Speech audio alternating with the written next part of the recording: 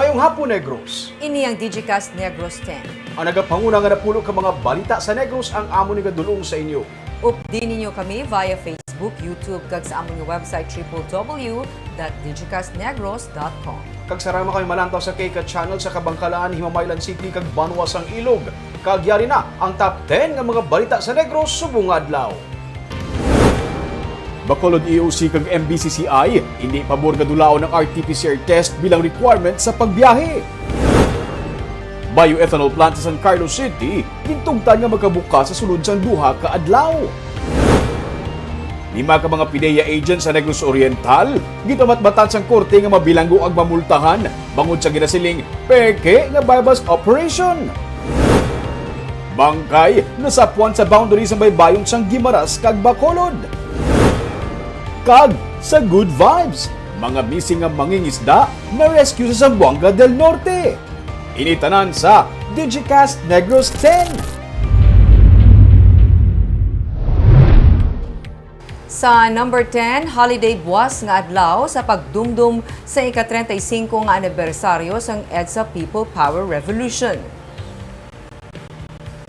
Sa Bacolod City, ang Federation of Urban Poor ang magatipon sa Ninoy Aquino Monument sa Dalan Araneta buwas sa aga sa pagdumdum sang maragtason nga hitabo sa pungsod. Suno kay Joy Harabelo, ang pamuno sang grupo, magatipon sila alas 6 ang aga para maghalad sang bulak, magkanta kag magpangamuyo. May napulo ka mga affiliated organization ang magaupod sa amo nga pagtililipon. Suno kay Harabelo na tungod nga may pandemic, ilaman ginapasiguro nga masunod ang minimum health protocol, ilabi na ang physical distancing.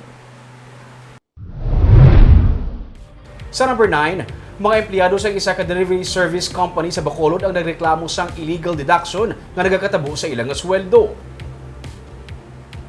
Sa press conference ginsakdag sa pila ka mga empleyado, ilagin sila nga sa pila na kabulan, ginabuhinan sa ilang nga sweldo ang mga nagakadula nga parcel. Sunod sa supervisor sang distribution center sang J&T Express nga si June Mike Fernandez, sila ang nag-file na sang reklamo sa Department of Labor and Employment bangod sa ginaligar illegal deduction. May ginapaabot na nga inspeksyon nga patigayunon. Kung ano man ang kantidad sang madula nga parcel nga ginabahin-bahin sa mga 60 ka mga empleyado kag ini ang ginabuhin sa ilang nga sweldo. Sunod sa sorter nga si Joash Gukaban, ang masubo kay halos kadaman sa ila, mga minimum wage earner kag buhinan pa sila sang kantidad nga wala man sila sa kasalanan para magpanabat diri. Doble ang kabugat sa ilang nga bahin kay ginapaigo pa na lamang nila kung tani sa ilang nga sweldo ang mga kinahanglanon. Dugang pa niya, hindi na nila mapatod ang kantidad nga ginbuhin bangod wala man sila regular nga ginahatagan sang payslip. Ang mga alegasyon agin kumpirmar man sang anay warehouse manager nga si Albert Reyes. Suno kay Reyes, napahalin siya sa kumpanya bangod sang iya nga pakigbato sa interes sang iya nga mga kaupod. As of press time, ginahulat pa sang Digicast ang sabat sang J&T Express. Suno kay Ann Chongko, parayon pa nila nga ginatipon ang impormasyon agud tu ila masabat sang tulid ang alegasyon batok sa kumpanya. Ang hindi pagbaton sang overtime pay, night differential pay, kag wala sang insurance ang ginareklamo man. Buwinan kami sa kalibo, okay rin nga sa mga dagko sa manager, di dagko nila sweldo. Paano kami ang 395 lang? Isang pagka lang didakan kami sa kalibo, paano na lang mga pamilya namin kung magamuna, magsige-sige. So kung sa ila man pala, namin na sa ila tani kung sila man ang butang sa sitwasyon na na pala, kung okay man sa ila. So, kung na, gusto naman i-spare lang. Kag-isakto, arag lang dobra ma yung total. Ihatag ang para sa iya. Sa number 8, bunyog pagkakaisa ang grupo nga nagapanawagan kay Vice President Leni Robredo nga magpapili bilang presidente sa 2022 ang ginlunsar. Suno kay Matet Lozada, ang presidente sang grupo sa Bacolod, nationwide ang launching. Ang bunyog pagkakaisa nga unang ginporma nga grupo sa Bicol, santion pa nga nagpapili si Robredo bilang vice-presidente, ang nagaplano man sa Bacolod nga magpatigayon sang signature campaign para ipanawagan kay Robredo nga magpapili bilang presidente. Pag-isa ang kahulugan sang bunyog nga isa ka tinaga gikan sa Bicol Region nga lugar ni Robredo. Suno kay Miles Octavio, ang Vice Presidente, luyag nila nga magbalik ang demokrasya sa Pilipinas. Rason nga ila ginatibong si Robredo. Ginapaabot man nila ang iban pagid nga lokal nga grupo nga magahatag man sang suporta kay Robredo, kasubong sang grupo ni Anay Governor Rafael Lito Coscolluela. Si VP Lenny, kinahanglan niya ang pwersa halin sa tao. Nga may, din bala, nga may divine intervention niya ang tao, inang amugid, ang claymore sa tao, among maghahatag kusog sa iya, turan as president sa 2022. So subong ni kinahulat siya pa, that's why nagwa kami. She is the answer of our cry for democracy. We are the people of the people, for the people, and by the people, and not by one man, for one man, and of one man. Sa number 7, siyam ka tuig nga bata nga nagapaligo sa suba sa Barangay Estefania nalumos. Patay ang siyam ka tuig nga si Chris Michael Tabunar matapos ini malumusang magpaligo sa Ginsangan River sa Purok Kaburihan sa Barangay Estefania sa Bacolod. Sa investigasyon sa PNP, alas 3:30 Lunes ang hapon sa magpaligo sa suba si Tabunar ug pudang iya 5 ka mga abyan. Naglapot suno sa pulis ang biktima sa madalong nga bahin sa suba kung saan siya ang nabulian na sa pagbutwa kag siya ang nalumos. Hindi man kabalo maglangoy ang biktima suno sa pulis. Gilayon nga nagpangayo sa bulig ang iya nga mga upod. Pasado las 7 na sang gabi isa nakit-an ang lawas si Tabunar nga wala na sang kabuhi. Sa number 6, bangkay sang lalaki ang nasapuan kaina sang aga nga nagautaw-utaw sa baybayon sa area sang Guimaras kag Bacolod City. Ang detalye sa report ni Romeo Subaldo. Nagdagsa ang tao kay sang aga sa may taytay sa Barangay Sumag sa Bacolod matapos nga may isa ka sakayan nga may ginaguyod nga patay padulong sa Sumag River. Ang bangkay ang nasapuan sa mga mangingisda sa baybayon sa boundary sa Buena Vista, Guimaras kag Bacolod. Suno kay Joey Sansis, hindi nila mabatas nga bayaan sa tunga sang lawod ang bangkay. Gani ilagin siod ang tiil kag ginguyod pa Bacolod sa sulod sang halos isa kag tunga ka oras.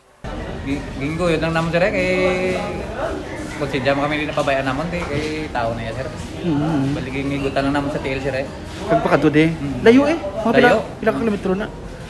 Ay, hindi naman estimate sir, mga isa ka oras ito nga amon guyod. Nga biyahe, isa ka oras nga guyod pa kadto de. Hinay lang man sir, hinay lang. Nagapanimaho na ang bangkay. May isa ka grupo sa mga babae nga nagpadulong malapit sa bangkay sa mga balitaan nga may bangkay nga nasapuan. Missing kuno ang mister sa ilang pakaisa, 5 na kaadlaw ang nagligad. Taga Masbate pa ang nadula nga persona. Ang bata wala pa nakitaan. Sa Masbate na galing niya. Ito na naka... Pila nakadlaw na dula? Anom na. Ano nakadlaw? Anom na subong. Ano mo na ma'am? Bali... Kung nasa ang nadula, ang tatay na nakita ko, ang nadula, yung mga bata. Ang bata. Ang dula, ang nadula. Hari sa'yo ang laki yung nadula, wala pa nakita.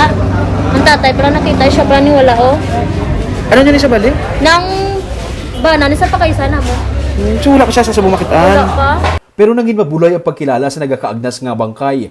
May isa naman ka mangisda nga report ka missing sa Guimaras. Padayon pa ang komunikasyon sang PNP sa mga police station sa iban nga mga probinsya nga may missing nga persona. Sa number 5, 5 ka mga PDEA agents sa Dumaguete City nga ginaalikar kabahin sang fake buy-bust operation ang gipamatbatahan sang korte sang guilty sa kaso nga indirect contempt. Sa ginapanaog nga resolution sa Negros Oriental Regional Trial Court, gitumatbatan nga guilty sa indirect contempt nga kaso ang 5 ka mga PDEA agents sa Dumaguete City bangod sa ginasiling fake buy-bust nga ginpatigayon sa Hunyo sa nagligad nga tuig. Nag-issue na ang korte sang warrant of arrest batok sa mga PDEA agents nga sanday Nelson Machuelas, May Ann Carmelo, Jose Anthony Juanites, Cheryl May Villaver, kag Rielin Pinpin. June 2020 sang gidakop sang mga 5 ka mga PDEA agents ang 5 man ka mga persona sa buy-bust operation sa Dumaguete. Sunod sa arresting officer, dungan sila nga gidakop sa isa ka balay, pero base sa CCTV footage, nakita nga isa-isa nga gin-pick up sang mga operatiba ang 5 ka mga gipangdakop kag gipasulod sa ila sa lakyan, gani ini ang gitawag nga fake buy-bust. Sa Oktubre, gidismiss ang korte ang kaso nga ginpasaka sa 5 ka mga ginaligar drug suspects kag sila ang gin-release. Kabahin man sa sa ginpaidalom sa indirect contempt proceedings ang duha ka mga witnesses nga isa ka barangay official kag media man. Pero sila ang nabswelto sang korte bangod suno sa ila nga sila ang nag-abot na lang sang nag-inventory na. Ang PDEA agents ang ginsentensyahan sang 6 kabulan nga pagkabilanggo kag 30,000 pesos nga multa kada isa sa ila. Sa number 4, gintugutan nga maka-operate subong nga adlaw tubtubwas ang San Carlos Bioenergy Incorporated. Suno kay Mayor Renato Gustilo sang San Carlos City, iniagud mahuman sang SCBI ang pag-process ng stock sini nga tubo sa planta. Pagkatapos sini liwat nga magauntat anay sang operation kag hatagan sang kalubaran ang problema sini angot sa water pollution. Temporaryo nga naga-shutdown ang SCBI sang Biyernes sa mando ni Gustilo. Ginpaandaman man ang kumpanya sang lokal nga panguluhan nga kung mapaslawan ini sa paghimo sang tikang para mapauntat ang pollution, iga-recommend ang cease and desist order batok sa ila. Sa pagsinapol sa Martes, naghilisugot ang alkalde kag opisyales ng SCBI nga tapuso ng pagproseso sa nabilin nga cane stock. Pero sunod sa kay Gustilo, i-drain dapat sang SCBI ang ilang nga fund para malikawan ang pag-awas sini. Tugutan ang pagbalik sang operations ng SCBI pagkatapos ang evaluation nga patigayunon sang City Environment Management Office. Amo lang na ginayo nilang igalingon nila. Good for 2 days. Ginalaw ko na, nagpromisa man silang i-triple nila ang pag-extract sang water sa pano. Sa number 3, syudad sa Bacolod nagbayad na sa 31 milyones pesos nga down payment para sa gin-order sini nga COVID-19 vaccines. Gitpahayag ni Bacolod Mayor Evelio Lunardia nga luyag masiguro sa syudad nga masunod ang kontrata sini sa AstraZeneca para sa pagbakal sa 650,000 ka dose sa bakuna. Amukon nga nagbayad na ini sa down payment sa Lunes antes ang deadline sa payment subong adlaw. Suno sa alkalde, sa third quarter sa tuig ginapaabot nga mag-abot ang bakuna nga gin-order sa Bacolod sa among pharmaceutical company. Ini matapos magpagbuwas ang executive order si Presidente Rodrigo Duterte nga nagapahanugot sa mga local government unit nga naka-order na sang vaccine nga maghatag sang advance payment sa mga supplier. Ang Bacolod ang isa sa mga LGUs nga nakauna sa pag-order sa mga bakuna sa AstraZeneca. Naghanda naman karon ang vaccination plan sa Bacolod kag naghatag naman ini o kunahatag na ini nila sa Department of Health. Sa number 2, active COVID-19 cases sa Negros Oriental kag Dumaguete City ang padayon sa pagnubo. Nagpanaog na sa karon sa 118 ang active cases sa Negros Oriental matapos makarecord sang 50 pa ka new recoveries ang probinsya. Kadamaan sa sini nga mga recoveries ang gikan sa Dumaguete City. Nga karon nagpanaog naman sa 36 ang active cases ng COVID-19. Naglabot na sa 421 ang recoveries sa Dumaguete. Nga sadto, naglabot pa sa masobra 1 kagatos ang active cases. May 23 naman ka bag-o nga kaso ang probinsya kag 1 ka napatay bangod sa COVID-19. Ang Dumaguete kag Tanhay amo na lang ang LGU sa Negros Oriental nga may masobra na 10 ka kaso sa COVID-19. 1,490 na ang total COVID-19 cases sa probinsya. Kag 118 ang active cases. Sa record naman sa Department of Health Region 6, ang Negros Occidental ang wala sang bago nga kaso sa COVID-19, samtang may duhan naman sa Bacolod. Kag sa numero 1 sa mga balita subong nga adlaw, Bacolod Emergency Operations Center kag grupo sa mga negosyante wala nagapabor sa ginapanugyan sang DILG nga dulaon na ang RT-PCR test result bilang isa sa mga travel requirements sa pagpadulong sa syudad sa Bacolod. May report si Marty Go. Ginpanugyan sang Department of Interior and Local Government kag Department of Tourism ang pag-streamline sang travel requirements sang tanan nga mga local government units para mabalik ang turismo sa tion nga ipaidalom na ni Presidente Rodrigo Duterte sa Modified General Community Quarantine ang tanan nga mga banwa, syudad kag probinsya sa bulan sang Marso. Pero hindi pa magsugot ang presidente nga ibutang sa MGCQ ang bugos nga pungsod tubtub wala pa mabakunahan ang publiko para sa COVID-19. Isa sa mga travel requirements nga ginaduso sang DILG nga ipakuha amo ang pag-require sang negative RT-PCR test result.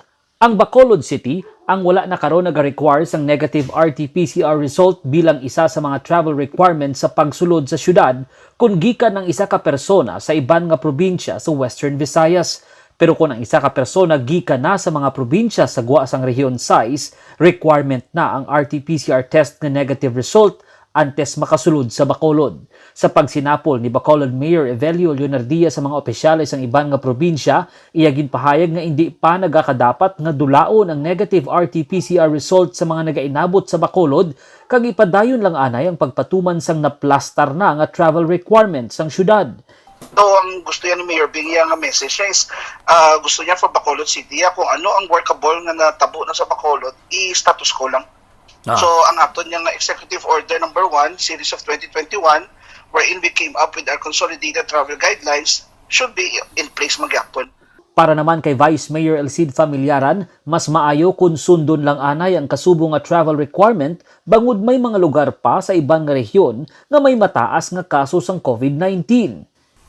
Before, dili kita swab and quarantine. Diba? So, subong, kuha na siya. Kuha na siya. More or less daw mas halok ni ganit na ng mga requirements. Para naman sa Metro Bacolod Chamber of Commerce and Industry, luyag man nila nga magdamo ang turista kag mabalik ang ekonomiya sang syudad, pero hindi pa sila handa sa karon nga magrisgo nga dulaon ang negative RT-PCR test requirement bangod kun magdamo liwat ang mga kaso sang COVID-19 sa syudad, maapektuhan sa gihapon ang mga negosyo. Kung pareho ka mo modified yung CQ, pwede. Pero kung nangimo quarantine status mas taas, ilain man to ya. No, kay budlay siya nakatuig ang aton nga pag sakripisyo para nga madula ning virus nga makagwa kita hilak ta lang, no? Ginpahayag naman sang DOT nga magadepende sa gihapon sa local government unit ang desisyon sa pagpahalog sang ilang mga travel requirements para sa mga turista bangod mas nakahibalo ang mga lokal nga opisyales sang sitwasyon sa ilatag sa mga rehiyon. Martigo para sa Digicast Negros. Sa good vibes, mga mananagat nga nakaluwas matapos 5 ka adlaw nga nag-utaw-utaw sa baybayon ang natalana nga magpauli sa probinsya. Dako ang pagpasalamat sa pamuno sang Sipalay Emergency Assistance and Rescue Services nga si Jonilo Bogtae matapos mahibaluan sang Lunes nga ang duha ka mananagat sang syudad nga na-missing matapos magpanagat kag wala na makabalik ang na-rescue pa nga buhi. Sang Pebrero 18 pa na report nga missing sanday Alexander Alagao kag Rico Norquia nga wala makapauli gikan sa ila nga pagpanagat sa baybay sa Sipalay City. Suno sa Philippine Coast Guard, naguba ang makina sang ila nga pump boat kag sila ang ginanod dala sa makusog nga hangin kag current sang baybay kag naglabot na sa Mindanao. Matapos ang 5 ka adlaw, sila nakita sa mga residente sa barangay Balagungan, Siocon, Zamboanga del Norte nga nagbulig man sa duha ka mananagat nga nagautaw-utaw lang sa dagat sa sulod sang 5 ka adlaw. Suno kay Bogtae, iya na istorya ang mga mananagat kag ang duha ang wala na naglaom nga sila ang maluwas pa. Bangod 4 naman sila ka adlaw nga wala sang kinan-an kag tubig lang amo ang nagasustener sa ila. Makabigman nila nga isa ka mirakulo ang ila nga pagkaluwas. Karon yara na sa maayo ang kahimtangan ng duha kag ka mga mananagat suno kay Bogtae nga gilayon man gindala sa ospital matapos nga ma-rescue. Sila ang yara na karon sa Provincial DRRMO sang Zamboanga del Norte kag natalana sila nga itabok sa Dumaguete subong nga hapon. Buwas sa kaagahon sila ang kwaon naman sa Dumaguete City kag dalon sang LGU sa Sipalay balik sa ila nga mga pamilya. Grabe man, Barb, no? Sino ba lang ma-expect after 5 days, ikaw utaw ka sa tubig, buhi ka pa? Among ginaming ang ginahambal nga miracle. Ako yung believe ko sa miracle, Ruming, no? Ang current nga kakusog, kag nasuleta kahapon ning ang pamuno sang Sears nga rescue. Siya mismo, mabatsyagan mo bala ang kalipay nga amo nang natabo sa duha to ka mananagat. Grabe, balik ka na sila, Barb, all the while ka utaw sa tubig sa 5 days, wala ka na 4 days. Ang buwa mo ni salted pork. Kung putong bulan sa init nga ara sa tubig sa dagat. Hambal ni Sir Ming, napadpad kuno sila sa shoreline. Nakita sila sa pumuluyo, kag amutong ginbuligan sila kag nag-asang The movie ba, bro? rescue. Tuod gid gid may kakatabo mo amo. Oo, grabe. Swerte. Ilagi dyan pa ng kumbaga may purpose. Correct. Nga nabuhi sila, kaya makapauli pa sila ng mga pamilya. Ano ay hanin ang istorya Ming no kung personal sila ang istorya pala na. Gusto ko na pa may interview. Kaaga mo yan itong mga balita sa Negros Subong Adlaw. Kay man sa panahon karon importante nga may ihibalo ka sa nagakatabo sa imo nga palibot. Pero dapat balanse kag eksakto ang mga impormasyon. Padayon kami nga magapangalagad sa Negrosanon. Ako si Barbara Mijares. Tubtub sa buwas ako naman si Romeo Subaldo mayong hapon.